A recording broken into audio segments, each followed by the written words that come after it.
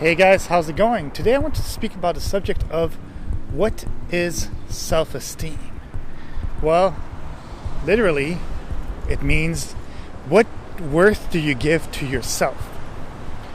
Right? Does that make sense? Well, basically, it's really dependent on what you feel that you are worth. And the reason that I want to speak about that is because a lot of times in life, we are taught to be modest, we are taught to not show off, we're taught to do things, we're taught to be a certain way and to be modest about the things you do.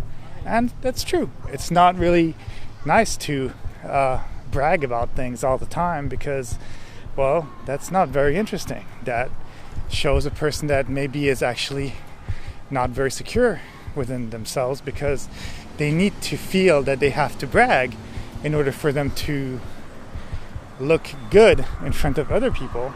But sometimes it could just be that you're excited about something and that by bragging and by saying these things, well, you're making yourself happy because you're sharing it.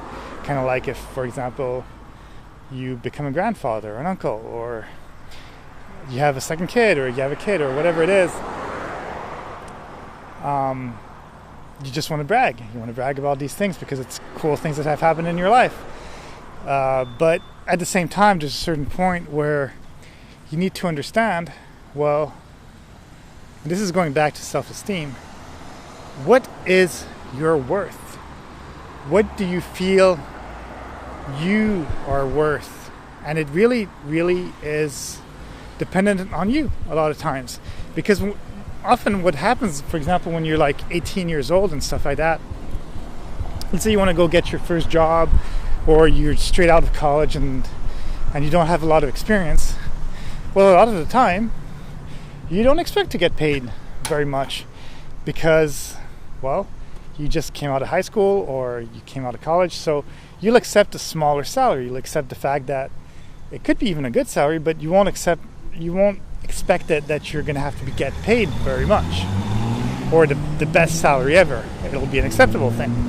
But with time, what's funny is that if you've worked 10 years in a certain field or 5 years in a certain field or whatever it is, then you basically tend to have a better self-worth of yourself and better self-esteem, at least in that specific environment. And what you're going to do is if let's say you decide to either you're in the same job, you want to get a raise, or you decide to move on to another career, another place within the same career field, then you're going to want more money. And if you don't get that amount of money, then you're not going to be happy because basically your self-worth, your self-esteem is what those 10 years of work have given you, and you feel that you have to be paid at least this amount of money. Otherwise, well, they're not worthy of your expertise. And that goes with everything in life, really, literally. And yeah, there's moments where you have to be modest with things, but a lot of times I think people will not do things because they will literally feel in their head, this is mostly in their head before it's even happened, that they are not worthy yet of that. Their esteem says, well, I'm not this, I'm not that, so why would this be acceptable? Why would I be allowed to do this? But then you see these other kind of people that, they're different in some way, where basically, they are the complete opposite, and they think that they're entitled to everything. And that also kind of can create some problems because sometimes they're not really entitled to that thing, but because they're not modest, they don't have that little thing in their brain, they just always ask for more, or they want more this, more that. And if you really look at it, they usually get more than the people who are modest, even though they can be jerks, they can be assholes, they can be people who are not understanding about like little mistakes, but they will get away with a lot of things because they're asking for it. They think and they feel that they are within that self-worth, that self-esteem.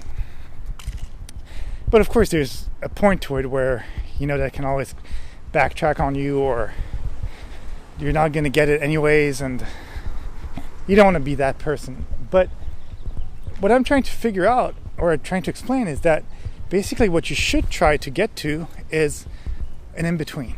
Basically, be realistic about the things, but also don't put yourself down because you feel that that's what it is. No, you're probably more worth than what you are, or what you think that you are, but you have put these barriers on you within your head, and then basically you have created the world that you're in if you're not happy of the world that you're in. And a lot of people do that kind of stuff. And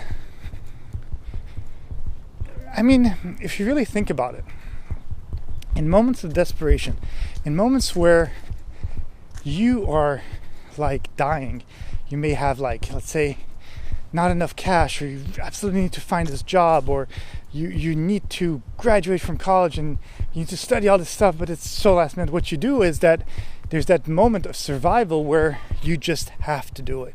You will do anything in your power in order to get to that point where you are able to overcome. And in those moments, you don't care about that self-esteem. You care about the fact that you need to reach that goal. And once you reach that goal, then you might relax and go back to your little self-esteem things. But at the same time, you learn. You're like, no, I got out of this. I learned. So it's a very thin line where basically you can get to a point where you are thinking that you're not worthy of something, or not good enough for this or that, but then you basically are. A lot of people are. I don't think that because someone has been in this famous movie, or that someone has written a beautiful song, or whatever it is, or their royalty or whatever, that they necessarily need to be treated as superhumans, as gods. We are in some way equal. We're all humans. Yes, some people might be better at dancing, some people might be better at singing, some people might be born with more money and stuff like that. And in that aspect, unfortunately, we're not very equal, because some people just are born with better genetics, or better life income, or just the fact that they're born in one country or the other will give them a little bit of an advantage. But in essence, we are all human. So since we are all human, we need to understand that we all sleep, we all cry, we all go to the toilet and stuff like that. We all are born and we all die. We mostly all have 5 fingers on each hand, 10 fingers total, 10 toes, 2 legs, 2 arms, etc. And we're not that different. So we need to accept that if we want to have a self-worth, we need to give ourselves a better estimate. We need to appraise ourselves, kind of like a house with time and real estate. Usually it doesn't go down in value, except if there's been a fire or something. So it's kind of like ourselves. With more time, with more knowledge we have, we need to understand that we are worth more than what we think we are worth. And we need to understand that we need to have a bigger self-esteem than anybody would ever think so. Because if we are not our number one fan, well, then who else is going to be?